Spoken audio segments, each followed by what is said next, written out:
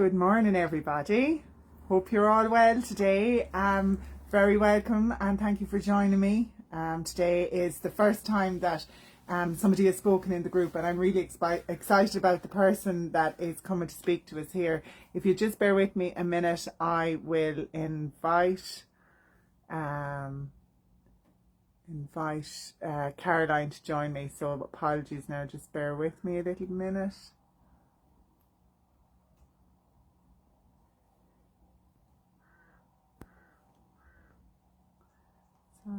Sorry. Caroline, are you? I have one viewer. Oh, I see you there now. Hang on, I see. Can I get you to join?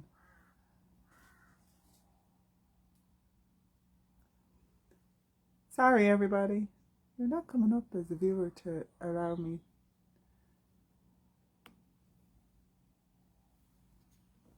Mm.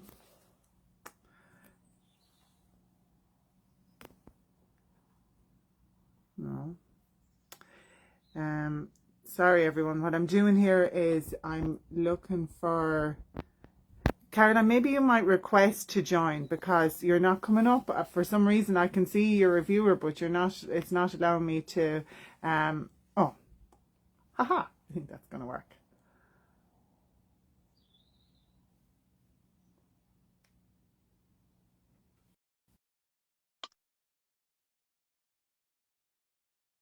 Are you there? They're just adding you. So, oh, look, I think you're there. Oh, hello. Hello. Hi, Oh, can for you a hear me? heart-stopping moment there, I thought it was all going to go horribly wrong. I couldn't hear you either for a moment. I had to change my microphone. So yeah, that's why I didn't respond straight away. But yeah, we're here. Oh, well, thanks a million. So hello everybody. I'll start again now that we have the technical issues resolved. So you're very welcome to this. Is my first go at this. It has been somebody talk in the group, and I am so thrilled that it is Caroline Scott that's joining us because she knows so much more about edibles, growing your edibles and making a success of that. So I'm delighted to have her here. And I'm sorry, my camera keeps slipping down despite all of the preparation I did, because I was not only was I good morning, Jennifer, you're most welcome. Um, delighted to see you, and it's great that we're not just talking in a vacuum. So, Caroline, we might start. You tell us a little bit about what you do and your business, and that'd be a good start. Okay, brilliant. Well, thank you so much for inviting me here. I'm so happy to be here. I really love talking about food growing. So just stop me if I don't shut up because I can literally talk till the cows come home. So I've been really passionate about food growing for about 20 years. When I started from a love of food. I just love eating. And then I thought it was natural for me to start growing food. And I have been helping people to set up edible gardens for about maybe 11, 12 years or something like that. I did a permaculture design course, and I'm really interested in ecological design.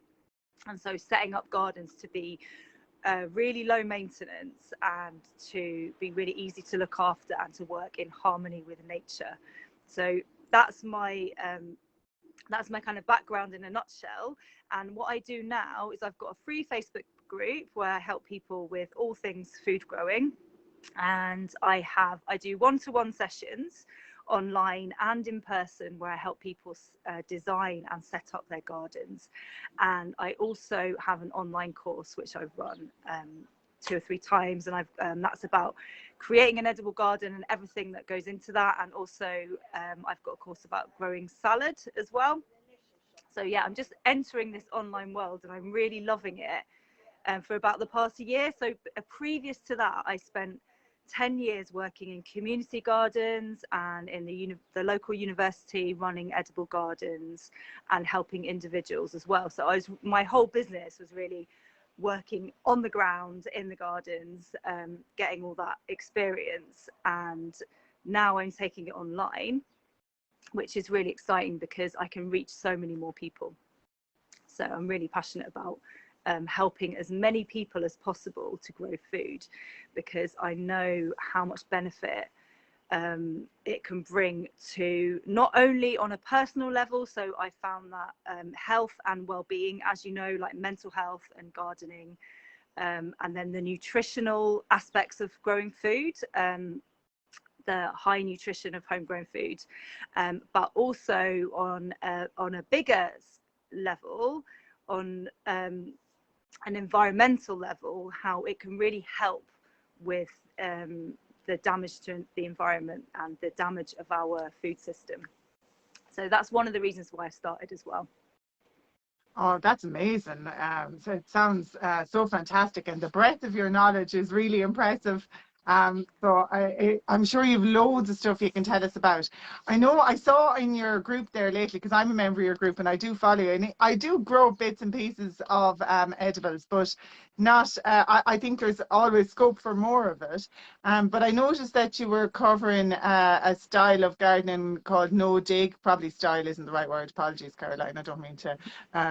But you might explain a little bit about what that is and how maybe people listening to this might be able to get started with that method of gardening.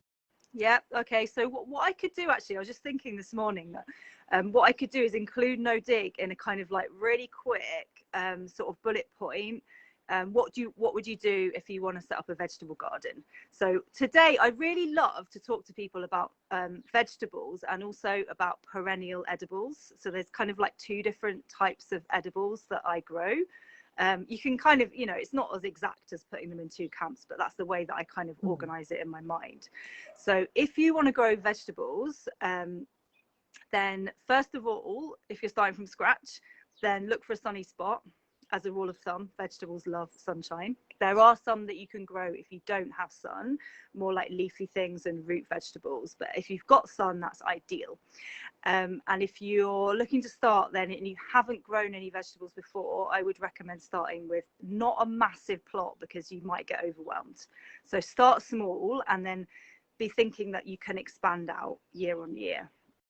And then thirdly, which comes to the soil, is to vegetables are hungry plants. They're like the divas of the plant world. They want everything. They want the sun, they want the soil, they want all the care and attention.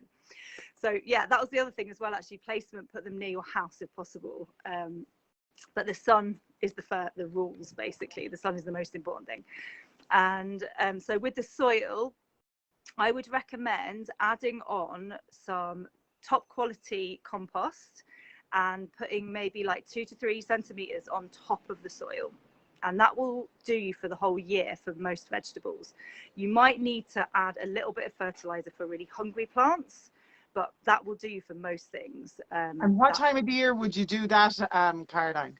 You can do that any time of year. Okay. So if the compost is fully composted down any time of year, you can add that. But now is a really good time because then you're getting it ready for growing in spring. But any time over the winter, ready before you put your crops in. And so with no dig, what I do and have been doing for about 10 years is just adding the compost on top of the soil and not digging it in. So this relates to a question actually that someone asked about growing carrots and the fact that they're all wonky. Yeah, that was Teresa, I think. Teresa, I think, asked that question. Yeah, so sometimes when you mix in the fertility, mix in the compost into your soil with carrots, they go after it's not mixed in thoroughly, and so however hard you try and do it, and so they end up like reaching for certain bits, and that can make them forked. Number one, I'd say also embrace the wonky vegetables because that can be one of the joys of growing. But yeah, if they're really forked, it can be a bit annoying to clean them and use them. So if you do no dig gardening and add the compost on top, you might find that solves that issue. The other benefits of no dig are you get, so underneath the soil, you might know that soil is alive. There's billions and billions of microorganisms in the soil. And if we leave those microorganisms alone and let them do their job, so they create all these like webs of communication, they ferry nutrients around. Like, I don't really understand how it works, Yeah, basically. I want. There's a documentary on Netflix about mushrooms, and actually I watched it with the kids, and it was about the whatever Yeah, you call that web of stuff underneath. Anyway, we came to the conclusion that mushrooms were ruling the world. Was yeah, I think so. I think so. But the way that I like to think about it is like basically these microorganisms, you can't see most of them, but they're your garden helpers. So they will help you grow an abundant edible garden or non-edible garden, and they don't require much help from you. Basically, you just need to leave them alone. So when you dig the soil, you're disturbing them, and it's interesting to note that in nature, when if you're following a natural system and trying to be close to nature, the soil doesn't get dug very often. And if it does get disturbed, like an animal or a tree falling over or something like that, quite often nature responds by covering itself with weeds. That's the kind of it's the ecosystem response to protecting the soil from erosion. So you might notice that if you dig a lot, then your soil gets more weeds. So if you stop digging, then you won't have as many weeds. Basically, the soil doesn't respond by that, and you're not exposing all those weed seeds to the air and allowing them to grow. So that's another benefit of no dig. And one benefit that I've noticed as well with the soil structure is that the soil can hold more water and conversely drain better as well. So your soil structure is really improved. And that really helps with vegetables because, like I said, they are the divas of the plant world. So the more that you can give them, the better, basically. Yeah, it's a fascinating system, isn't it? Like, that nature can look after all of this itself if we stop interfering, maybe, or interfere Yeah. less, or more Yeah, yeah, wisely. yeah. More wisely, maybe, is Yeah. the best way. I Yeah, it's like you say, it's really about interfering less. The way that I see it is by kind of allowing nature to do the thing and then making like little tweaks rather than storming in there and being like, this is, trying to rearrange it all. And that process of allowing really helps us in our everyday life as well, because that helps us to, for me personally, it's allowing in the garden has helped me allow other things in my life, yeah. So from a mental health point of view, that's been really helpful. Rather than fighting against everything, I'm just allowing like the way that I am, the way that my kids are, which Yeah, at least. yeah, I know that acceptance of, and embracing of what is there is that your bird song? It's fabulous. Yeah. Yeah, yeah.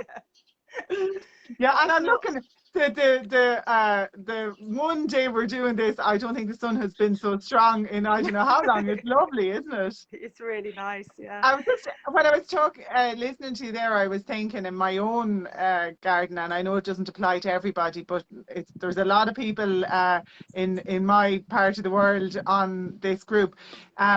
Very wet ground, waterlogged ground, and is there anything special about that from a no-dig perspective, or anything we can do to help the plants thrive in a very, very wet ground? Well, I would say raised beds are a really good idea if it's wet, Okay. because if you're adding compost like above the soil, whether you use either just mounds or you put edges in, because you don't actually need to put edges in for raised beds.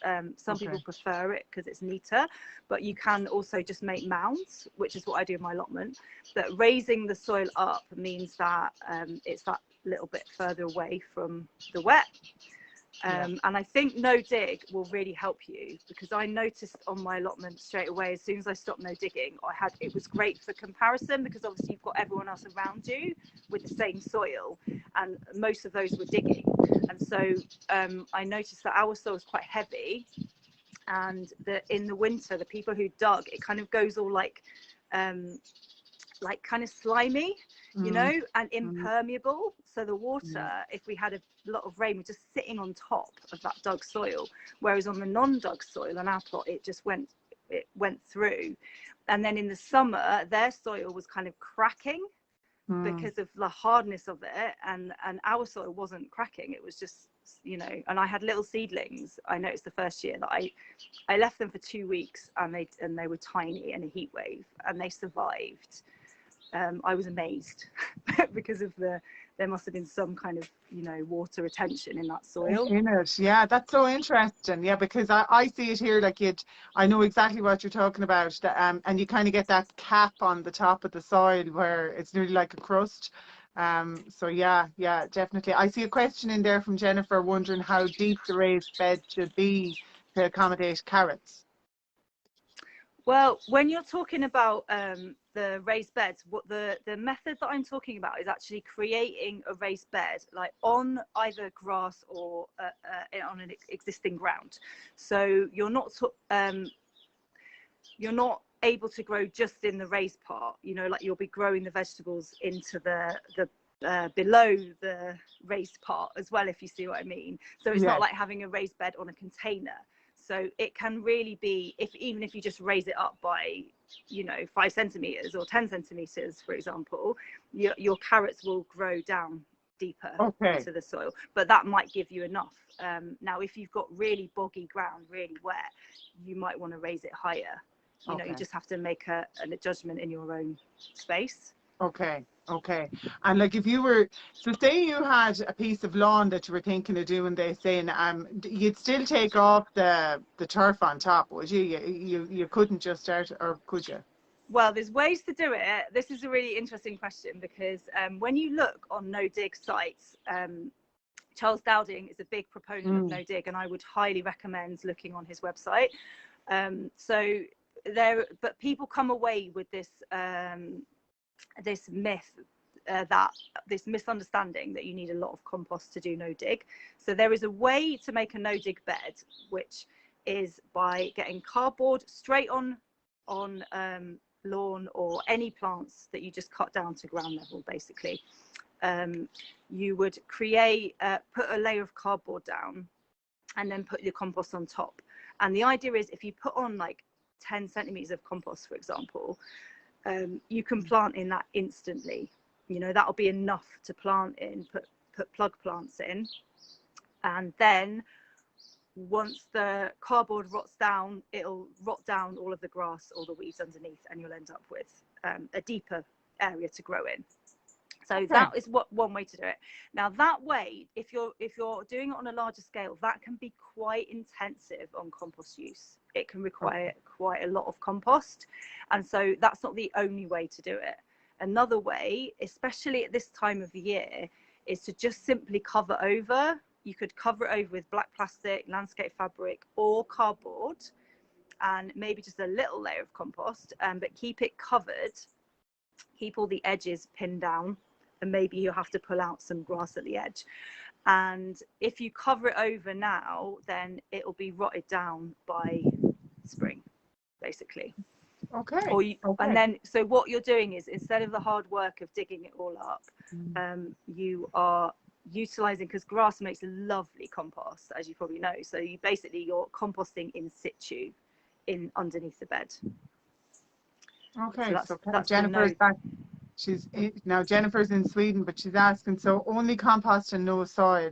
Not sure of the terms. And which type of compost do you recommend? In Sweden we have chicken and, I can't read that word, and cow. Okay, that's fertilizer, I'd say. Would you? Or whoops, nearly knocked my whole tripod. So you could use soil. Yeah. So we say compost for being like rotted down plant material, although there are a lot of different uses of the word compost. It can be a bit confusing, but I would just say anything that you're adding on to the top of the soil that is fertile, basically, that's got that nutrition in. So yeah, cow manure and chicken manure are both really, really fertile compost. So that's a really good thing to add. If you've got soil already and you're adding on top, then maybe just add on the compost. But if you're growing in containers, and you want to grow in large containers, then you might want to use a mix with soil in as well as compost. But you can just grow straight in compost. Brilliant. Thank you very much. one of the other things I was going to ask you, Caroline, was about for those of us that maybe don't have a dedicated vegetable patch but would still like to squeeze in a few edibles in amongst our flowers and shrubs, is there a way of doing that you know you can have a bit of both? Yeah, definitely. So that's another thing I really wanted to talk about today. So yeah, so first of all, I think edibles can be really ornamental. There's no reason to not have them being looking ornamental as well. And if you choose, so we've talked about vegetable growing. If you choose the other type of edibles, which are perennial edibles. So this might also be called a forest garden or a food forest. There's systems where perennial plants such as fruit trees, fruit bushes and vines like soft fruit, and herbs and loads of different herbs and herbaceous plants as well, like perennial vegetables for things like kale and broccoli that you can get perennial versions of, and also edible flowers.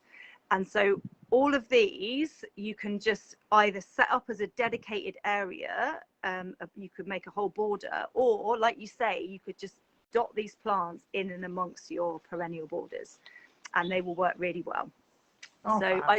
I would love to mention as well that so the world of perennial edibles is really expanding all the time. And if you look up forest gardens, you'll find that some of the plants are common, but there's also a lot that are not very well known. And so there's people researching all the time, and you get some. So the thing about it is you might get some unusual flavors. It's not like the normal plants that we eat, all of them. Obviously, the fruit and the herbs, are quite common. Yeah. But there are quite a lot of ornamentals as well that we grow already that might be edible. So that's the number one thing, is to look, you might have an edible garden and you just don't realize it. This is really common.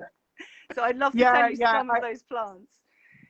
I know in my own garden I have the ones I love are, I have rhubarb. Now I have space, you need space for rhubarb, but rhubarb is so dramatic. I love it, and it fills up an area when when you're starting off and all the other little plants are a bit puny looking. It fills, its leaves are so huge that it fills up space really well. And I love rosemary as well because it's evergreen. So even when it's when there's nothing much else going on, the rosemary must be one of the toughest plants, because I know it's supposed to, it comes from the Mediterranean, but I mean, it's not the Mediterranean here. Yeah. Somehow or other, it's still looking very happy. So it must be bulletproof altogether. So they were and mint. I know it can go a bit mad, but I still love it. The flowers on it are fabulous. Like, it doesn't get enough credit, I don't think. Yeah, and there's so many different types of mint as well. There's just like standard mint, but you can get lime mint and Moroccan mint and Korean mint, which is so beautiful and really tasty. So like with the herbs, you've got a whole different palette of flavors and also textures and leaf colors. And there's some really unusual ones as well, like some plants that are edible that you might not realize are edible. Tulips, you can eat tulip leaves, they're really tasty. Yeah, I was really shocked when I found out. Magnolia flowers are edible. Also really they're tasty. too pretty to eat. Yeah, I find the same with tulips. I just have a little nibble. And things like fuchsias. Fuchsias are edible. The flowers look amazing on chocolate cakes. And the fruit, the fuchsia mangelica, has fruit on it quite often. And that's edible as well. There's plants like the orpine, Sedum telephonicum, with like fleshy leaves. Those are really nice in salads before it flowers. Campanulas, another favorite of mine, the great ground cover. Yeah. And a massive purple flowers, quite often purple, not always purple, but those are edible. And the leaves are edible. The flowers are edible. Yeah. And violas are edible. They look really beautiful. Oh yeah, yeah. Nasturtium. Nasturtiums are one of my favorites. They're just such good value. Nasturtiums, really the nasturtiums are brilliant. Like they should be there with rosemary. Like they and they're just self-seed, and then they bring all the butterflies as well. So they're fabulous. Yeah, they're so good. Yeah, so there's so many that you can have like that, and if you feel the thing about edible flowers is they might not be like the main part of your meal, as in okay, so actually another big one is daylilies, um, which are quite big and chunky actually. Yeah. Daylilies, they're edible, not the normal lilies though. You can't eat the lilium lilies, but the daylilies you can eat. I can't remember what the botanical name is, somewhere in there, It's Hemeracles or something like that, I think. that's Yeah. it. Yeah, yeah. Yeah. Oh, But we're yeah, right so nerds now, yeah, Caroline. but I think it's quite important to put the botanical name in that one because of the fact that other lilies are not edible. So you Right, want to just okay. make sure that you've got the right one. But yeah, with the flowers and the same with herbs, like they might not be the main part of your meal, but they add a lot of nutrition and a lot of flavor. And in the case of flowers, they add, like, visually, they make your Mm, meals really, really interesting and exciting. Going from like a kind of bland, normal meal to like gourmet restaurant yeah, style. absolutely. So Yeah, because you eat with all your senses. Well, definitely yeah, with your eyes as well as your taste yeah. buds. Yeah, that's brilliant. The another question. How are we for time? I'm not taking up all your day. I won't be too long. No, I've got The I've got loads of time. It's fine. Oh, brilliant. Um, because of your the method that you're describing of no dig and the less interference, I was just wondering if you had, is there anything we can learn from that or from anything else about slugs and other garden pests that people even with non-edible gardens are struggling with at times? Yeah, slugs are definitely yeah, a very interesting learning point. I would say. Yeah, so like slugs, so I'd say definitely there's an element of allowing with slugs, and Okay. I've come to this with slugs myself, because obviously slugs can be really damaging, Yeah. and if so, you don't want to just completely allow them to like take over your garden. So I take measures in order to minimize slugs, but also when they do eat some of my plants, then I try not to get angry with them. I try and just accept they're part of nature, and like, you can't do anything about that. Yeah. But kind of the way that I like to approach it as well is to kind of get into the slugs mindset. I mean, I don't know whether they actually have minds, but like, imagine you're a slug. Well, I don't know, but they're fairly crafty. If they've no Yeah, mind, they've so yeah, they're yeah. friends with the mushrooms.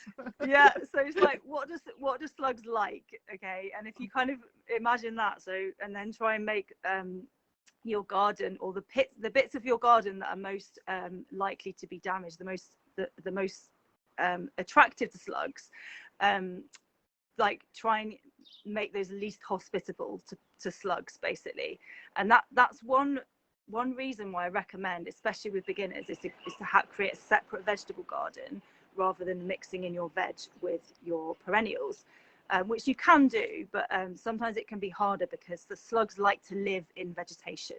They also like to Okay. live in the edges of beds. They like to live in Mm, brick walls, anywhere they can hide in the daytime and then come out at night. So if you've got a slug problem, then you can, if you just clear soil around your plants, like vegetables that are susceptible to slug damage, then that will help because they'll have further to go. yeah, yeah. And then I really find, I mean, some people use nematodes and they do work, Mm, but can be expensive if you've got yeah. a large garden. So I use the method. I don't have a large garden, but I find that slugs in my garden, because it's quite small and there's a lot of brick near my house, there are quite a lot of slugs. And what I do is I go and pick them off by hand in the evening, not every evening, I must add, but like significant times throughout the season, I'll go out. It only takes me a few minutes and I just scoop them all up into a big bucket and I take them to the woods. Yeah. Um, and I do that. If I do that like once every couple of weeks at the start of the season, I find it significantly reduces their numbers. Okay. Okay. So that, yeah, okay. I know it's probably not what people want to hear, but it's probably an awful lot less work in the long run than all the other battling that you can do. Yeah. So yeah, the other, for the people growing the non-edibles, for people growing flowers, The other thing you can do is plant, there are plants that they don't like there's certain textures and leaf structures that they don't like. So I've listed them in my garden pack if anyone wants to get that, because it can prevent as you're right, trying to battle them is you're going to lose anyway. So Yeah. And I think really having as a kind of like, I always have short-term and long-term strategies with slugs. So the longer term, the bigger picture strategy is having a really diverse garden that's really got a balance of wildlife. So different habitats, a pond, for example, or like different shrubs and trees and habitats, which means that when there's a more balanced ecosystem, they're more in check. I yeah, definitely noticed that. If you've got an area where it's just all concrete, like I had a friend who just had a little green yard in the midst of this concrete jungle, and her slugs were just out of control. Like they were just like, and then the other thing is I would use for susceptible plants, like in the edible world, you're talking like cucumbers, sunflowers, in between that they love, like delphiniums, if you're talking about ornamentals, those kind of plants that they really always go for. I use copper tape around them just when they're small, and that yeah, really helps. They don't, a double layer of copper tape, you've got to keep it polished. yeah, It won't work the second year unless it's polished. And I'd only do that with certain plants. I wouldn't do it with all of them. But I find yeah, that just those certain plants that you just need to get through that like it's only like about a week or two. They yeah. need to Get get them through over that the hump. stage. Yeah. Yeah. Yeah, yeah, that's brilliant. Thank you. And I think we just had one last question then from Tanya about her chili plants. I think I don't know if you picked up on that, but I think Oh basically yeah. the question was how to overwinter them. That she was. It sounds fantastic. She's delighted. She got a few of them, grew them from seeds and got fruit and everything. So she's going well, but wondering what to do with them to take care of them properly over the winter. Yeah, so with chilies, they are really frost tolerant, so they won't tolerate any frost at all. So you need to bring them inside your house and to overwinter, and they will overwinter. Not always, but generally they will. And I would keep them somewhere fairly light, because houses can be very dark compared to our Mm. gardens, obviously. Yeah. But also don't overwater them, Okay. because they won't need much water in the winter, and they don't like being overwatered anyway. So keep them fairly dry, and if they do start to drop leaves, then you can prune them back a little bit. Okay. Okay. And um then presumably when the chance of frost is gone, then next year it's harden them off again. Don't just yeah, plonk them back out. Yeah. Yeah. Okay. that's That's right, yeah, okay. So harden them off. bit by Yeah, bit, in and out for a and little you while. can you can actually do the same with tomatoes, although it doesn't always work. But it's worth a try sometimes. That Oh, you can, the little side shoots that you get in yeah. tomatoes, you can Yeah. break them off and stick them in soil. They will root, and then you can keep those little plants over the winter, Oh, and right. then you've Oh, got a bit of God. a Wish you head didn't tell start. me that last week before I cleared them all out of the Yeah. greenhouse. But I don't find that they always survive, to be honest, because of being in the inside conditions. I think ideally for those, they'd have like an outside greenhouse that was frost free, Yeah. you know. Yeah. Yeah. Yeah. That's brilliant. That's all my questions. It's been really fantastic talking to you, Caroline. Thank you so much. I've learned so much myself now. It's so much food for thought. Thank you. um, Can I tell people about my challenge, which is coming up? absolutely, that was good. Yeah, I was going to say, where can they get in touch with you and tell us about your challenge coming up? Absolutely.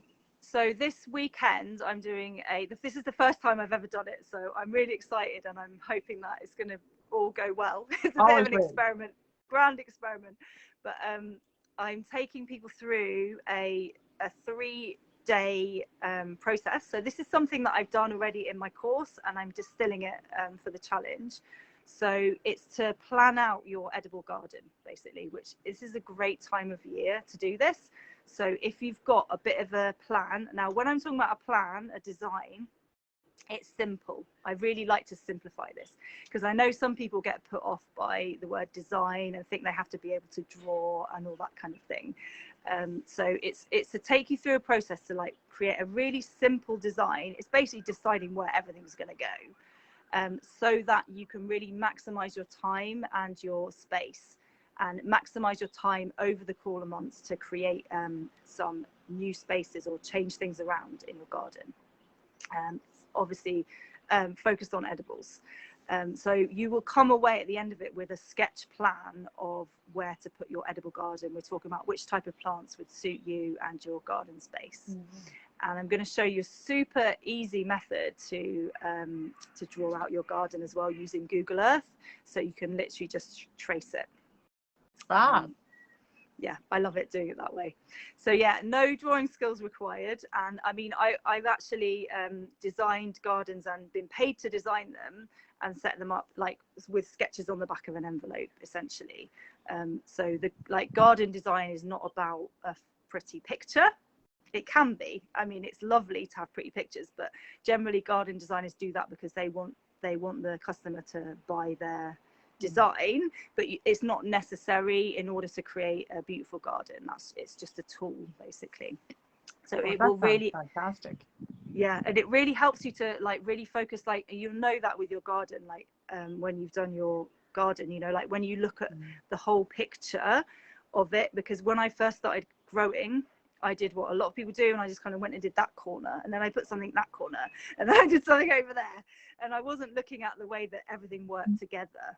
And so it was a bit disjointed. So when you kind of take a bird's eye view and you design it so that it all works together, it can really, really help, not only with growing more food, but also with creating a space that just feels better. That sounds brilliant. And when are you doing it? Or tell us when is it starting and all that? So it's Thursday. No, that's tomorrow, isn't it? Yeah, Thursday, tomorrow, Friday and Saturday.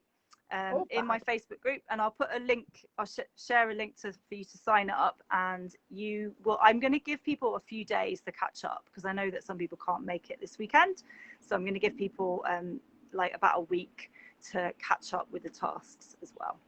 Okay, well listen, I'm part of your Facebook group and I really enjoy it and I learn loads in it. So if there's somebody listening to this, even if you don't have time for the challenge, it's well worth joining Caroline's Facebook group, because you'll pick up loads of tips there, and she's fabulous, as Thank you can you so hear. much. No, it's true, it's true, 100%. So yeah, so that's it. Don't forget to put your links down in the comments on this then, Caroline. And that's it for this time. But maybe this is something we might do again. It's been fabulous. Yeah, right. And I'm looking forward to seeing you in my group next week. Rebecca's going to be coming in to talk about what she does in the garden and well-being and gardening in my group next week. So that's definitely something to catch. Lovely. Group. Okay. Oh, thank you. All right, everybody. Thank you very much for joining us. And thanks again to Caroline, and talk to you all soon. Bye-bye. Thank you. Bye-bye.